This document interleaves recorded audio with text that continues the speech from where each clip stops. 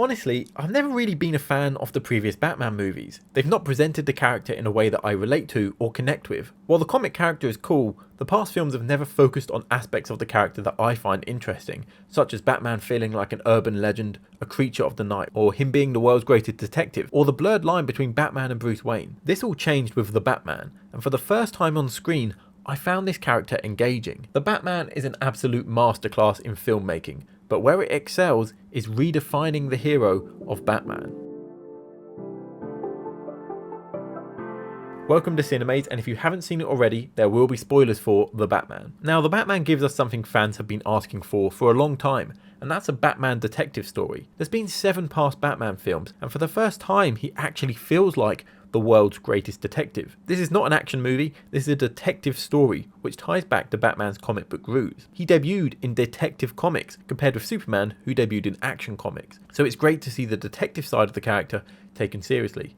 Not only that, but it gave us the idea of the Batman, an urban legend who hides in the shadows waiting to attack. This was something teased with Ben Affleck's Batman, a brutal, fear-inducing character hiding in the shadows. And since then, we wanted more. And this film commits to that. This isn't Batman, this is the Batman. We see him start this movie using fear as a tool. Even the cops and people he saves are scared of him, and this all ties into his arc in the movie, but we'll talk more about his arc in a bit. I think Robert Pattinson is great in the role. He has a physicality about him which works for this Batman. He manages to convey so much by saying so little. With just a few lines or a look of his eyes, he brings so much to this role. When they first revealed the new Batsuit, I was disappointed they weren't finally giving us the classic white Batman eyes, but now I understand why. Because he does so much acting here with his eyes and it works. I love how much Batman we get. He spends so much time in the suit solving the mystery. The Batman has taken over his life and he doesn't know how to be Bruce Wayne anymore. That tells us so much about the character over the last 2 years he's been in the role. And again, it ties into his arc by the end of the film, realizing what he's been doing wrong. But most importantly, for the first time for a Batman movie, I actually connected with the character. I actually understood and empathized with why this guy is dressing up like a bat every night and beating up criminals. I've never felt that before. He's either felt kind of insane or it felt out of character for him to go and do this. But now, this time, I felt his pain, I felt his drive, and I felt he needed to do this. For the first time, it clicked for me why he needs to be Batman. And this was all conveyed without telling us. It's an origin story 2 years into his role without being an origin story. Through his obsession with crime fighting or the looks he gives to a young orphan, I actually connected with the Batman. The rest of the cast is great too. Jeffrey Wright as Gordon is awesome here. He's given a lot to do and comes along for the mystery. You feel his determination, his frustration at the corruption, and his unusual trust of Batman. Their partnership here is great. I also enjoyed the Riddler here, a very creepy performance that feels strangely real, hitting the right level of scary mixed with crazy. One of the standout parts of this film is the direction by Matt Reeves. He does a phenomenal job here. He creates a unique tone. It's dark, it's gritty, it's realistic, but it also feels comic booky. Despite it being so dark at times, it isn't depressing to watch. It doesn't burn you out. You actually want to spend time in this world. And the world they've created here and the set design is also fantastic. This Gotham feels unique. It feels stylized but also realistic. Other versions of Gotham have felt either completely fake or boringly real. This one feels unique enough that it's interesting to be in, but gritty enough with a past history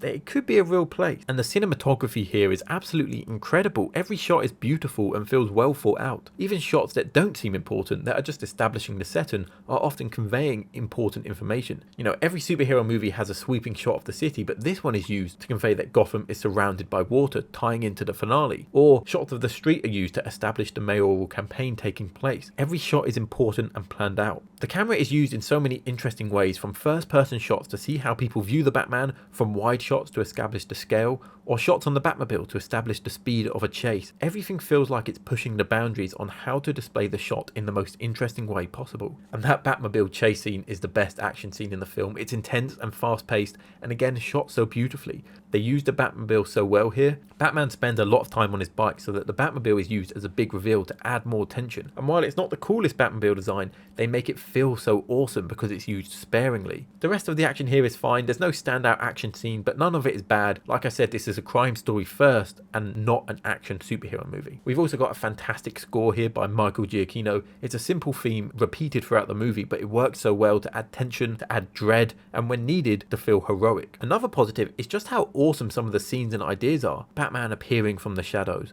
Batman walking in a room full of cops as they feel uncomfortable with him being there, Batman at the top of a high building which he's never jumped off before, Batman captured by cops and needing to escape a police station, or Batman thinking someone has worked out his identity. These are all awesome ideas executed so well. Now, it's not all perfect. I do have a few criticisms here. I really didn't buy into the Batman-Catwoman relationship. It feels rushed. They kissed. It feels out of nowhere. It just didn't work for me. The movie is too long. Yes, it should be a slow burn because of the mystery being unraveled, but it does not need to be 3 hours. It just feels too long and the pacing begins to dip off at the end. The Riddler gets captured and there's still a lot of the film left, which makes the pacing feel weird. I think cutting this down to somewhere around 2 hours 45 would have helped this movie a bit. And my biggest negative, and it also kills the pacing, is this movie has like 3 endings. Batman gives his message of hope, the Riddler meeting the Joker, and Batman saying goodbye to Catwoman. Batman opens this movie giving a monologue over a Nirvana song. We then have a final scene where Batman gives a new monologue over the same song, this time explaining the lesson he's learned over the course of the film. I think it's a great scene, a very powerful scene, and it makes sense to bookend a movie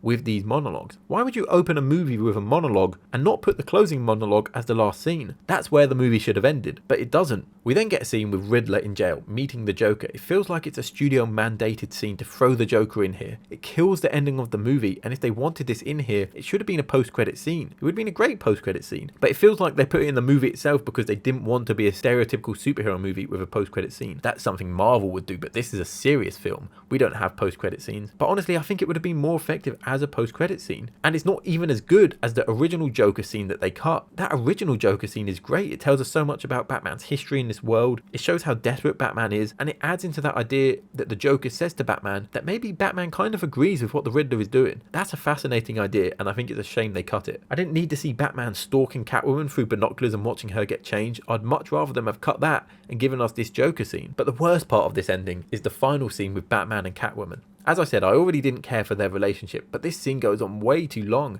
It has so many pointless shots of their motorcycles driving down a graveyard, and it just reminded me of that leaked footage of Batman falling off the bike in this same location. It's ridiculous how long this scene lasts, and it ends like Fast and Furious 7 driving off into the sunset in different direction.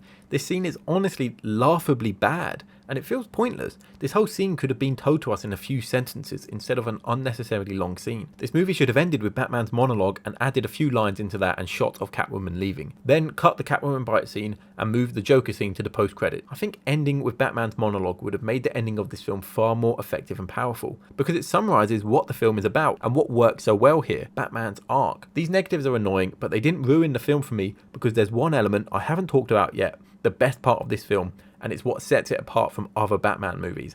And that's the journey Batman is on and how it redefines the character. Going into this, as I've mentioned before, fans wanted to see the mysterious Batman hiding in the shadows who strikes fear into his enemies. And that's why the movie is called The Batman. And that's where Batman starts this movie. That's his mantra. He is vengeance. And he opens the movie explaining that he uses fear as a tool, and over the last 2 years it's not been working. Crime is still going up. He also makes it very clear that he sees the world as black and white. There's good people and bad people. Nothing in between. Throughout the course of this film, his rigid mindset gets questioned. He learns of the corrupt cops. Catwoman is a vigilante but comes from a background in crime. Riddler is bringing vigilante justice through killing, but Batman kind of understands why. And this whole arc ends with Batman learning even his parents made some mistakes. His original black and white view of the world probably comes from the fact his parents were murdered when he was a child. So he sees the world like a child, and he's kept this simplistic mindset ever since. By the end of the film, he's learned people are more complicated. People have made mistakes, and it doesn't make them bad people. He shouldn't judge everyone. And he even learns that what he's doing isn't as clearly good as he thought. His vigilante justice has encouraged the Riddler to commit these crimes, and Batman's mantra of vengeance has been adopted by the Riddler's goons. Through Batman trying to be good, but doing it in a vengeful way, he has encouraged others to be bad. He's part of the reason that crime is up. That's an interesting and realistic arc, and it ties into Batman's overall arc. He starts this movie wanting to bring vengeance and fear to the criminals, but realizes it's part of the problem, and his place in the city isn't as vengeance, it's as hope. It's as a hero. I find that a very powerful arc and message. And it's not just Batman who learns this, but us as the audience, we kind of have an arc. We wanted to see this vengeful Batman for years now, and they gave it to us, but taught us that the true meaning of Batman is about hope. I think that's really profound. Batman starts this movie thinking he's vengeance, but ends this movie realizing he's more. He can't fight all the crime, but he can bring something else to the city. He's hope. He's a hero. He's Batman. And through that message, this film redefines the hero. I hope you enjoyed this review. Let me know in the comments what you thought of the Batman. This video idea was brought to you by Jason over at Toy Madness, so a big thanks to him. If you enjoyed this, please like this video. It really helps the channel out, and subscribe if you're new around here. You can expect new videos every Friday. But for now, thanks for watching. Cinemaze.